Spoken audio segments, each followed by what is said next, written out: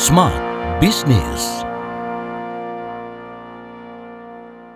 Beberapa dari Anda mungkin pengen banget ya menjadi orang yang paling up to date, paling terdepan, baik itu misalnya fashion kah, model kah, atau apapun yang melekat di badan begitu ya. Bahkan itu gadget sendiri pengen yang terbaru. Nah, sekarang kita belajar bagaimana para businessmen ini, terutama di bidang fashion dan juga mode, itu bisa membaca tren bisnis, tren fashion yang sedang berkembang, dan akhirnya kok pas ya, ini yang sedang saya cari gitu di sekarang ini, kok bisa. Ini bisa menjadi inspirasi dan juga pelajaran bagi kita, terutama mungkin Anda, para pebisnis yang mendengarkan di kesempatan kali ini. Tasya Rustama akan menemani Anda, dan saya sudah bersama dengan Mas Fandi Adrianus. Beliau adalah CEO dari Vivineci. Halo Mas. Halo Tasya. Berjumpa lagi kita ya. Betul. Dalam podcast Smart Business. Kita mau tanya nih, penasaran banget. Aku sebagai konsumen begitu kan, ya kalau misalnya cari sesuatu, kok pas banget ya, misalnya ini yang lagi dicari, ini produknya ada juga, memang hype-nya ke situ. Ini para pebisnismen emang cenayang apa gimana sih? Bisa baca tren. Ya penasaran gimana caranya Mas Fandi begitu sebagai owner dari Vivineci untuk bisa ngebaca tren itu yang ada di masyarakat dan pas banget begitu momentumnya. Silakan. Oke, biasanya memang dari segi produk kita petain dulu. Ada rule biasanya 2080 gitu. Okay. Jadi SKU hero kita yang harus kita jaga. Karena memang kami bermain di marketplace. Jadi SKU hero yang penjualannya udah 1000 plus itu benar-benar harus dijaga. Dan biasanya memang yang laku itu adalah produk-produk yang basic. Yang memang menjawab kebutuhan customer itu sendiri. Yes. Jadi di kami juga biasanya kita bagi ya, ada produk-produk yang fashion banget, kayak warnanya juga warna-warna di luar warna biasanya, tapi biasanya warna-warna itu yang membuat brand kita kelihatan lebih cantik secara etalase. Gitu ya, kayak merah, hijau botol, biru. Tapi kan in the end kadang-kadang customer belinya itu lagi warnanya. Ya black, nude, krem, silver. Biasanya warna-warna neutral semua yang memang cocok di kulit orang Indonesia seperti itu. Dan biasanya memang kita research dulu dari skala marketplace. Biasanya di survei di kompetitor juga seperti apa, kita lihat lagi secara nasionalnya seperti apa, even ke internasional kita juga look up. Seperti itu. Ini kan kalau misalnya melihat begitu ya, di tahun 2025 sendiri ini akan kemana arahnya? Terutama kalau misalnya kita ngomongin sepatu, apakah masih yang lancip-lancip kah, atau sudah yang gimana kah gitu? Kalau kita ngomongin heels, saya melihat memang untuk yang biasanya tuh kita kalau di fashion itu look up-nya selalu di internasional dulu seperti apa. Jadi kalau internasional udah launching, biasanya beberapa bulan itu akan diadopsi di high end brand. High end brand biasanya nanti turun lagi di mid, low, sama masyarakat pokoknya semua kayak gitu. Dan saya lihat memang biasanya kalau untuk di heels itu yang pointed. Pointed itu masih oke, cuman kita menyesuaikan lagi. Kadang-kadang kalau terlalu pointed, nyaman nggak ya sama anatomi kaki orang Indonesia? Apalagi dengan market saya, kadang-kadang ibu-ibu apa segala macam yang kalau sulas kita bilangnya sepatu kayu cetakan kita itu kan standar. Cuman kan namanya anatomi kaki orang Indonesia dari Sabang sampai Merauke itu beda banget ya. Nah, jadi ya menyesuaikan ke situ sih. Sama occasion-nya juga apa-apa aja. Tapi kalau kita ngomongin sepatu, tadi Mas Fandi juga bilang yang basic itu masih jadi hal yang sering dicari. Betul. Begitu ya. Tren mode itu ngikutin juga nggak sih? Karena kita tahu ya, namanya tren fashion itu kan bener-bener cepet banget. Gitu ya. Sepatu juga begitu nggak? Betul, benar. Ada korelasinya. Tapi kalau mau dibilangin market gitu ya, memang sepatu-sepatu yang laku itu kalau kita ngomongin heels, standarnya di heels yang 3 cm sampai 5 cm. Karena itu dari segi kenyamanan itu memang berbeda. Gitu ya, bisa all occasion tuh bisa masuk. Kantor bisa, ke undangan bisa. Tapi kalau misalnya mau lebih glam lagi, biasanya 7 cm, 9 cm itu lebih jadi jawaban. Tapi kan memang kurang nyaman lah. Gimana pun kalau mau di-compare sama sneakers or sandal, biasanya heels itu jatuhnya memang ke lebih yang estetik. Gitu. Dan beda lagi ketika udah ngomongin pageant or runaway fashion. Nggak bisa tuh mau sepatu-sepatu yang di bawah 10 cm. Karena untuk show up, untuk show gitu ya, untuk dilihat orang, harus minimal biasanya 13 cm gitu. Or senjenjang gitu. Biar kelihatan ya tinggi semampai. Betul.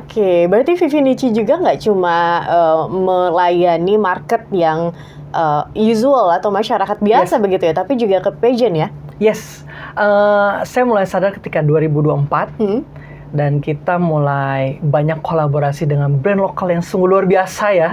Jadi brand lokal kita juga keren-keren dan saya banyak belajar dari mereka. Kadang-kadang brand apparel ini dia kesulitan dari segi sepatunya. Disitulah Vivinici hadir dengan sister company kita punya self production. Jadi kita bisa mensupport kebutuhan brand identity dia seperti apa dan tematik dari show dia seperti apa. Jadi kita bisa bikin custom made buat mereka. Gitu. Jadi udah several brand juga yang udah kolaborasi dengan kita dan so many much more brand lagi untuk collab dengan Vivinici. Baik.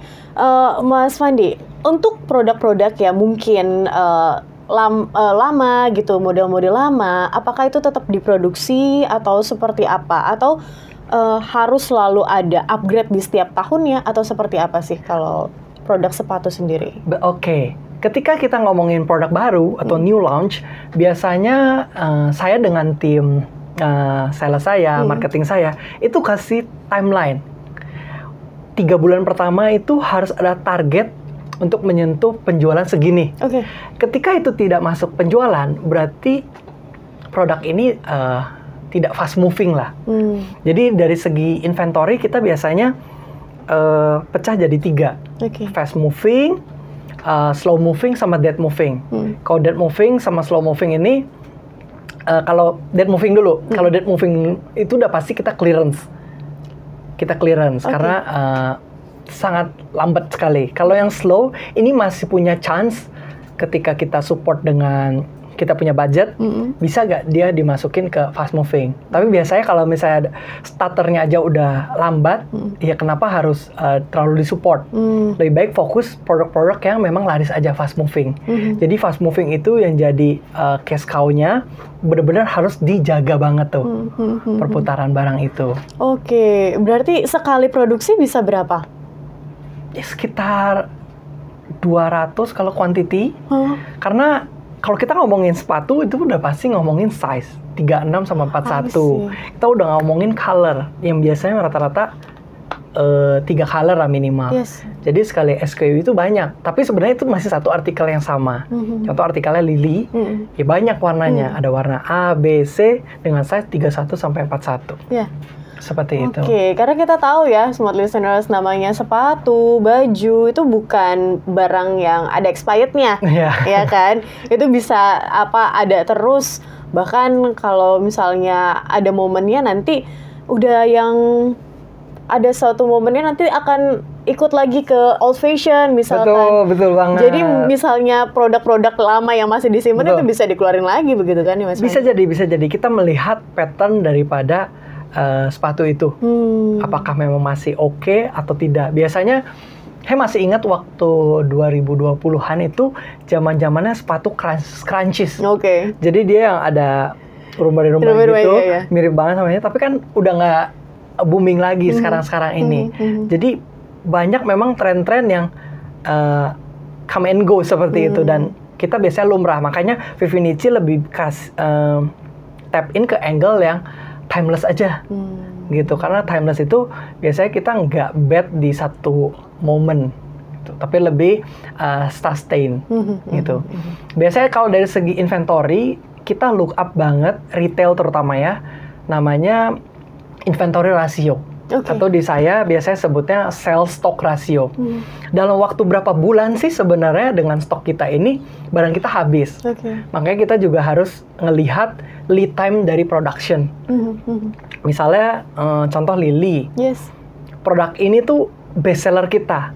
Dan kita lihat biasanya ini momennya momen kapan. Ketika lebaran, kita SSR-nya bisa kali 5 sampai 7. Wow. Kenapa? Karena ini adalah celebration date-nya gitu loh. Momennya. Contoh juga kita lihat tren misalnya heels. Yang rata-rata 7 cm. Biasanya itu laku kalau berberan. Kenapa sih berberan? Mungkin banyak yang merit di situ. Iya. Iya.